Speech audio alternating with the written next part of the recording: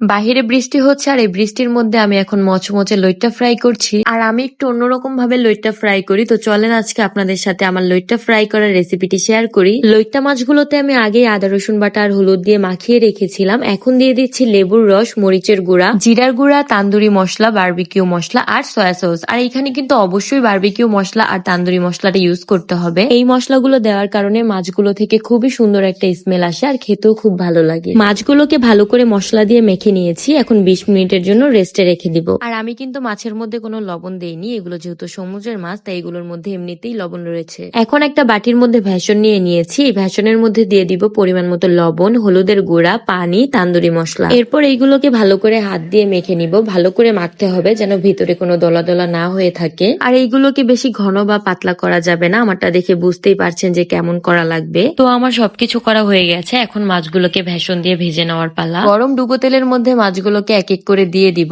এরপর ভালো করে মাছগুলোকে ভেজে নিব। কিছুক্ষণের মধ্যেই কিন্তু মাছগুলো ভাজা হয়ে গেছে আর দেখাই যাচ্ছে যে মাছগুলো কতটা মচমচা হয়েছে। মাছগুলোকে এখন আমি একটা বাটির মধ্যে উঠিয়ে ফেলেছি। আর এই মাছগুলো খেতে এতটা মজা হয়, আপনারা যদি একবার না খান তাহলে বুঝতেই পারবেন না। তো আপনারাও আমার মতো এইভাবে একবার লইট্টা ফ্রাই করে খেতে পারেন, আশা করি আপনাদের কাছে এইভাবে খেতে খুবই ভালো লাগবে।